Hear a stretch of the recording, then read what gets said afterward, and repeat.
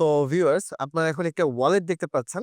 এই ওয়ালেটটা হচ্ছে পেক্স কার্ডের ওয়ালেট এবং আমি বেশ কিছুদিন থেকে এই কার্ডটা ব্যবহার করতেছি। আমি আসলে আমার ব্যবহার করার প্রেক্ষিতেই আপনাদেরকে আমার এক্সপেরিয়েন্স শেয়ার করব। সো আপনারা এখানে দেখতে পাচ্ছেন আমার ট্রান্সেকশন আমি করেছি কি, এখান থেকে দেখতে পাচ্ছেন ডিপোজিট করেছিলাম ১ম এ 2.5 কারণ এখানে $2 এর কম কার্ডে লোড করা যায় না। সো আমি কার্ডে টপ আপ করে দিয়েছিলাম।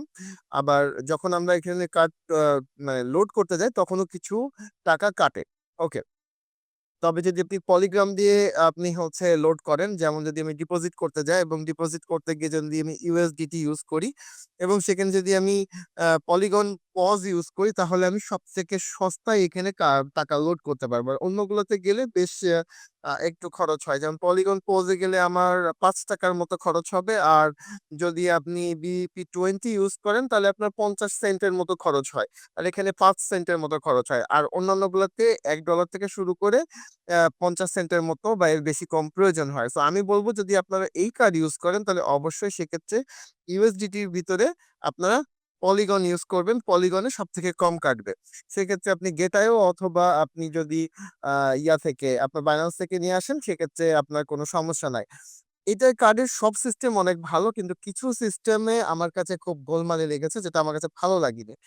আপনি এখানে আরো একটা মজার জিনিস আছে। যখন আপনি টাকাটা উইথড্র করতে যাবেন, উইথড্র করতে গেলে আপনার ইউএসডিটি তে উইথড্র করতে পারবেন। ইনসাফিসিয়েন্ট ব্যালেন্স বলছে। আমি আপনাদেরকে ব্যালেন্স নিয়ে এসে দেখাচ্ছি। সো আমি এখানে আরো একটা মজার জিনিস আছে, সুবিধা আছে। আপনি যদি চান এই কার্ডের থেকে আপনি ব্যালেন্স আ আ মানে আপনার মেইন ব্যালেন্স এ নিয়ে আসতে পারবেন। এখানে ২ টা ব্যালেন্স আছে। মেইন ব্যালেন্স এ নিয়ে আসতে পারবেন এবং সেই ব্যালেন্স এ নিয়ে এসে উইথড্র করে নিতে পারবেন। সো আমি কার্ডে যাচ্ছি। আপনারা এখানে দেখতে পাচ্ছেন যে আমার কার্ডের এখানে একটু গোল, গোল ঘুরতেছে। নেটওয়ার্ক খুবই স্লো থাকে কিন্তু ওদের। নেটওয়ার্কটা খুবই স্লো থাকে। সো এখনো ঘুরতেছে। সো আমি একটু চেঞ্জ করি। আবার যাই দেখি এখানে আসে কিনা। সো আমি এখনো দেখতে পাচ্ছি যে গোল, গোল ঘুরতেছে। সো আচ্ছা। যাই হোক তারপরে আমাদের কার্ডে যাওয়া লাগবে। কার্ডে আপনারা দেখতে পাচ্ছেন এই যে কার্ডে চলে আসছি আমরা এখানে। সো এখানে একটা জিনিস আপনাদেরকে দেখাই আগে। এই দেখেন আমি ১ম এ Adobe এর যে ইয়ে রয়েছে, Adobe এর যে সাইট রয়েছে সেখানে আমি ভেরিফিকেশন এর জন্য দিয়েছিলাম। তখন আমার কার্ডে কোনো টাকা ছিল না। কারণ আপনারা জানেন যে পেক্স এর কার্ডে আপনার পেক্স এর যে অ্যাপ সেটাতে শুধুমাত্র রেজিস্ট্রেশন করলেই কার্ড দিয়ে দেয়। তো আমি শুধুমাত্র রেজিস্ট্রেশন করেই যখন কার্ড পেয়েছিলাম, তখন আমি ভাবলাম কার্ডটা ইউজ করে দেখি, ইউজ হয় কিনা।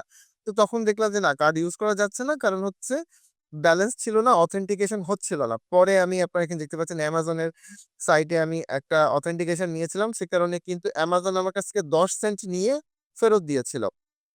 কিন্তু এখানে দেখতে পাচ্ছেন যে অনেক সময় এই জিনিসগুলো টাকাগুলো হোল্ড করে রাখে। কিন্তু আমি একটা জিনিস বুঝতে পারলাম না যে এখানে Amazon এ প্রায় ৫০ সেন্ট আমার গায়েব হয়ে গেল। ওকে। Google এর জাস্ট ওয়ালেটে আমি এড করেছিলাম কার্ডটা যে Google এর ওয়ালেট এখানে দেখেন উপরে লেখা আছে add to Google wallet. Google ওয়ালেটে এড করার সাথে, সাথে আমার এখান থেকে ৫০ সেন্ট চলে গেল। সো বুঝলাম যে আমি একটা অথেন্টিকেশন করেছি Amazon এ এটা ঠিক আছে। বাট আমি যখন Google এ অথেন্টিকেশন করেছি সাথে, সাথে ৫০ সেন্ট চলে গেল।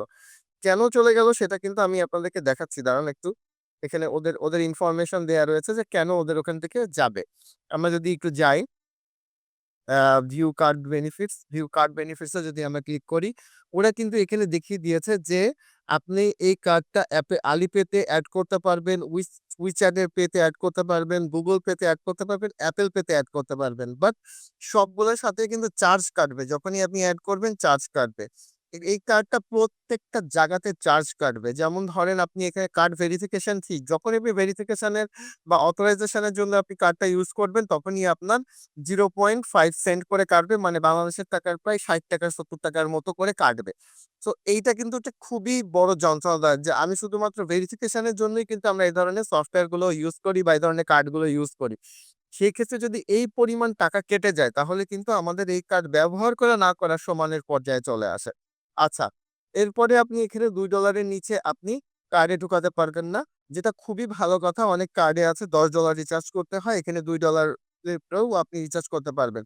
শুধু $২ রিচার্জ না করেও আপনি এখানে করতে পারবেন কি আপনি এখান থেকে টাকাটা পুরাটা ট্রান্সফারও করে নিতে পারবেন আপনার মেইন অ্যাকাউন্টে। সাপোজ আমি যদি চাই আমি $২ এখান থেকে ট্রান্সফারও করে নিতে পারবো এবং এই ট্রান্সফারের জন্য আমার আলাদা কোনো ধরনের টাকা কাটবে না। দেখেন কার্ড ব্যালেন্স থেকে আমার $2 কিন্তু চলে গেছে। চলে গেছে কোথায়? আমার মেইন ওয়ালেটে চলে গেছে। এই যে মেইন ওয়ালেটে চলে গেছে। আমি যা খুশি তাই এখানে একবার আনতে পারবো। একবার হ্যাঁ, আপনারা দেখতে পাচ্ছেন আমার পাসওয়ার্ড দেয়া লাগলো আবার। তো আমি একবার এখানে আনতে পারবো। এক প্রকার আবার ওখানে সেন্ড করতে পারবো। সো আমি যদি উইথড্র করতে যাই, এখন আপনারা দেখতেই পাচ্ছেন যে উইথড্র কিন্তু এখন কাজ করছে।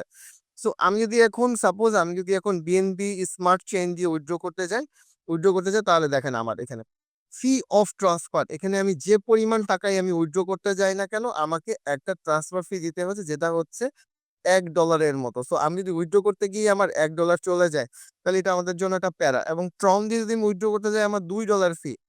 তো কি হলো? এটা কি একটা স্ক্যামই তো হলো না? আবার আপনি এখান থেকে আরেকটা ভালো জিনিস আছে। আপনি এখান থেকে সরাসরি কিউআর কোড দিয়ে ইয়া করে আপনি স্ক্যান করতে পারবেন। আপনি যদি ইউজ করতে চান কিউআর কোড স্ক্যান করে আপনি যেকোনো ধরনের পেমেন্ট ইউজ করতে পারবেন। সো এটা একটা ভালো কাজ এবং এখান থেকে কনভার্ট করতে পারবেন। আপনি চাইলে এটাকে আপনি এই যে USDT, USDC, USD এই ধরনের মানে কারেন্সি গুলোতে ক্রিপ্টোকারেন্সি গুলোতে আপনি কনভার্ট করতে পারবেন। আবার আপনি যদি চান যে আপনার এখানে যে $2 আছে সেটাকে আপনি কার্ডে নিয়ে যাবেন সেটাও আপনি করতে পারবেন খুব সহজে। সেই ক্ষেত্রে কোনো এখান থেকে এই যে আপনার মেইন ওয়ালেট থেকে কার্ডে যেতে কোনো টাকা খরচ হবে না। তবে এই কার্ডটার সবথেকে বড় সমস্যা এখানে যদি আপনি ডিক্লাইন ও খান, তাও কিন্তু আপনার সেই ক্ষেত্রে আপনার হচ্ছে চার্জ কাটবে। ডিক্লাইন করলেও কিন্তু আপনার এখানে একটা ডিক্লাইন ফি ধরে নিবে। সো আমি বলব যারা এই কার্ডগুলো শখের বশে নিচ্ছেন, যারা ইউজ করতে চাচ্ছেন তারা এই ব্যাপারগুলো আগে থেকে একটু জেনে নিবেন যে এই কার্ডে কি ধরনের সুযোগ সুবিধা আছে এবং কি অসুবিধা আছে। তো আজকে এ পর্যন্তই। ভিডিও ভালো লাগলে অবশ্যই আমাদের চ্যানেলটিকে সাবস্ক্রাইব করে আমাদের সাথে থাকার জন্য বিশেষভাবে অনুরোধ থাকছে। আল্লাহ হাফেজ, গুড বাই, টাটা।